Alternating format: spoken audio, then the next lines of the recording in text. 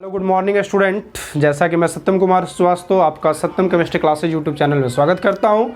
अब देखो बच्चों, आज जो हम आपको लिए जो अपना वीडियो लाए हैं बच्चों, इसमें हमने इलेक्ट्रोकेमिस्ट्री चैप्टर जो वैद्युत रसायन चैप्टर जो पढ़ाया था खासकर हिंदी मीडियम वाले बच्चों के लिए, तो उनके लिए हमने ऑब्जेक्टिव जो है वो ऑब्जेक्टिव क्वेश्चंस के लिए तो कुछ हमने एक ऐसे ही शॉर्ट वीडियो क्लिप डाला था, लेकिन अब आपको विस्तार से हम ऑब्जेक्टिव वीडियो लेकर आए हैं जिसमें आपको हम बताएंगे इलेक्ट्रोकेमिस्ट्री चैप्टर जो आपके वैद्युत रसायन चैप्टर हैं उससे जितने भी इंपॉर्टेंट ऑब्जेक्टिव है वो हम यहाँ पर आपको बनाकर दिखाएंगे और आपको बताएंगे कैसे आप इसको बनाओगे क्लियरली। ठीक है बच्चों, तो जो नए बच्चे देख रहे हैं इस यूट्यूब चैनल को जल्दी से सब्सक्राइब कर लें, लाइक करें और ज़्यादा से ज़्यादा शेयर करें। तो आइए बच्चों देखते हैं, सबसे पहले हम वैद्युत रसायन जो चैप्टर है इसका हम कुछ आज ऑब्जेक्टिव क्वेश्चन सॉल्व करने वाले हैं। और इसमें जो सबसे पहला ऑब्जेक्टिव है बच्चों, कहता देखिए क्या है कि सोडियम फ्लोराइड, पहला ऑब्जेक्टिव क्वेश्चन पे आ रहा है बच्चों, सोडियम फ्लोराइड NaF के जलीय घोल का विद्युत विच्छेदन करने पर धनोद एवं ऋणोद, धनोद का मतलब बच्चों एनोड से मतलब है, ध्यान देना, और ऋणोद का मतलब बच्चों किससे है, कैथोड से है। तो कहता है कि एनोड एवं कैथोड पर प्राप्त प्रतिफल क्या होगा। तो बच्चों देखो एक चीज ध्यान रखना बच्चों कि अगर हमें किसी भी पदार्थ के जलीय विलयन, किसी पदार्थ के क्या है जलीय विलयन, अगर पदार्थ का सिर्फ घोल होता बच्चों तब हम पदार्थ को ब्रेक करके बताते कि कौन एनोड पे और कौन कैथोड पे। लेकिन जब भी जलीय घोल जलीय विलयन का जिक्र हो जाए बच्चों तो आप जल को ब्रेक करोगे। किसको ब्रेक करोगे बच्चों, जल को। तो जल में जनरली दो आयन होंगे, हाइड्रोजन आयन और हाइड्रोक्साइड आयन, तो सबको पता है। लेकिन ये हाइड्रोजन और हाइड्रोक्साइड आयन जो टूटते हैं बच्चों तो ये जाकर हाइड्रोजन गैस में आगे कन्वर्ट हो जाते हैं और ये जाकर आगे ऑक्सीजन गैस में कन्वर्ट हो जाते हैं। यानी कि कहने का मतलब है बच्चों कि पहले तो आयन हाइड्रोजन हाइड्रोक्साइड बनता है, लेकिन फिर भी ये भी हाइड्रोजन आयन, यानी कह सकते हैं कि पूरा का पूरा इसका ब्रेकिंग जो है बच्चों वो इस तरीके से आप कर सकते हैं, दो हाइड्रोजन आयन को अलग कर दो और ऑक्साइड आयन को अलग कर दो, ऐसे इसको ब्रेक कर दो, एकदम पूरा प्लस अलग पूरा माइनस अलग। ठीक है बच्चों, तो पूरा प्लस अलग और पूरा माइनस अलग हम कर दिए बच्चों, क्योंकि हाइड्रोजन पर +1 चार्ज होता है, दो हाइड्रोजन तो +2 हो गया बच्चों। तो प्लस वाला कहाँ प्राप्त होगा बच्चों, कैथोड पे, और माइनस वाला कहाँ प्राप्त होगा बच्चों, एनोड पर। तो अब देखो इसमें हाइड्रोजन और ऑक्सीजन ये जाकर आगे हाइड्रोजन गैस बन जाएगा क्योंकि कैथोड इलेक्ट्रॉन ग्रहण कर लेगा, तो ये H2 में चेंज हो जाएगा और ये इलेक्ट्रॉन त्याग करेगा तो जाकर किस में चेंज होगा बच्चों, O2 में चेंज हो जाएगा, क्योंकि कैथोड एनोड की भी अभिक्रिया आपको हम दिखाया। तो अब देखो कैथोड एनोड की अभिक्रिया में इसके हिसाब से H+ जाकर H2 में कन्वर्ट होगा और O- जो है 2 किस में होगा, O2 में कन्वर्ट होगा बच्चों। तो देखिए H2 और O2 कौन से ऑप्शन में, यहाँ देखिए O2 और H2, तो हो जाएगा ऑप्शन कौन सा, डी हो जाएगा बच्चों। ठीक है, दूसरा क्वेश्चन कहता है बच्चों फैराडे के वैद्युत अपघटन नियम, वैद्युत अपघटन नियम निम्न में से किससे संबंधित है बच्चों। तो बताइए, धनायन के परमाणु भार या धनायन के गति या ऋणायन के गति या पदार्थ के समतुल्य भार। तो बच्चों आपको पता ही है पदार्थ के समतुल्य भार से संबंधित है।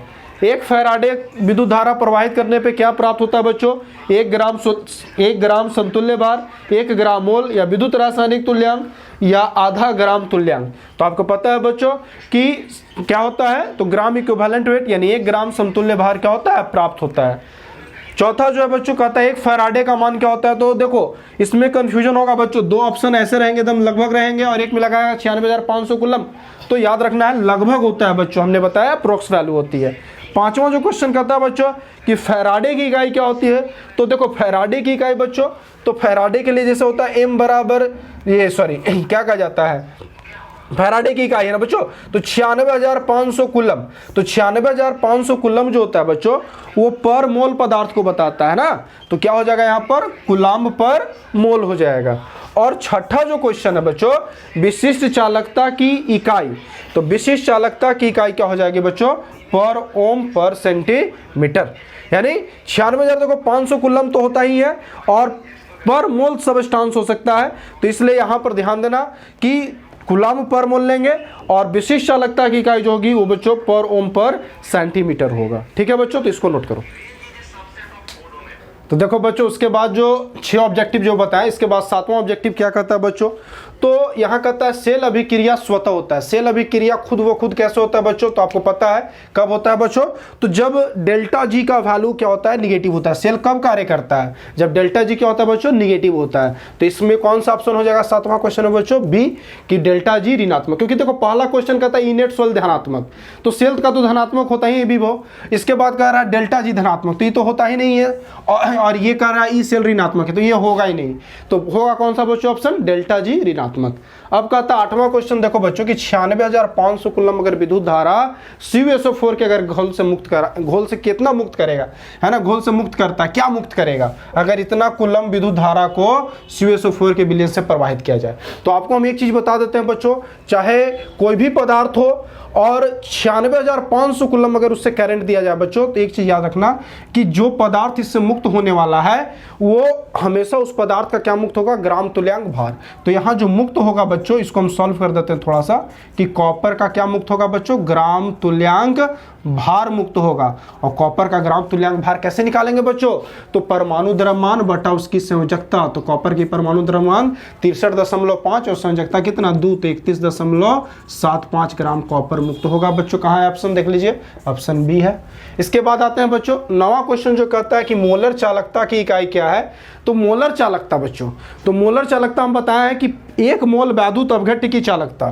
तो इसमें यूनिट जो होता है बच्चों, तो देखिए पर मोल तो होगा नहीं, पर ओम भी नहीं होगा। मोल किसमें जिक्र है, यहाँ देखिए पर ओम सेंटीमीटर स्क्वायर पर मोल होगा बच्चों। 10वां क्वेश्चन में आते हैं बच्चों, कहता है फैराडे का प्रथम नियम क्या है। तो E बराबर MC स्क्वायर, ये तो बिल्कुल नहीं होगा क्योंकि आइंस्टाइन का नियम है। M बराबर ZCT, यही लगता है आपने पढ़ा भी है और आपको याद भी होगा, फैराडे का पहला नियम M बराबर ZCT होता है बच्चों। इसके बाद 11 क्वेश्चन पे आते हैं, कहता है सेल स्थिरांक की इकाई क्या है बच्चों। सेल स्थिरांक की इकाई क्या होगा, पर ओम या पर ओम पर सेंटीमीटर या सेंटीमीटर या पर ओम सेंटीमीटर। तो बच्चों यहाँ पर याद रखना है सेल स्थिरांक को हम लोग x से निरूपित करते हैं और x बराबर क्या होता है बच्चों, L/A होता है। तो लेंथ हो गया सेंटीमीटर, एरिया हो गया सेंटीमीटर स्क्वायर, कैंसिल हो जाएगा बच्चों, यानी 1/, सेंटीमीटर बचेगा, यानी पर सेंटीमीटर। कहाँ है बच्चों, याद देखिए ऑप्शन सी हो जाएगा। 12 क्वेश्चन कहता है बच्चों कि तनुता को बढ़ाने से निम्न में से कौन घटता है। तो बच्चों याद रखना, घटने के केस में विशिष्ट चालकता हमेशा तनुता के साथ घटेगा, लेकिन बाकी की चालकता बढ़ जाती है। तो चालकता और बाकी में कौन सा इसमें है, तो आप देखिए यहां पर हो जाएगा ऑप्शन क्या हो जाएगा, मोलर चालकता। और जो 13 क्वेश्चन कहता है बच्चों कि निम्नलिखित में कौन द्वितीयक सेल है।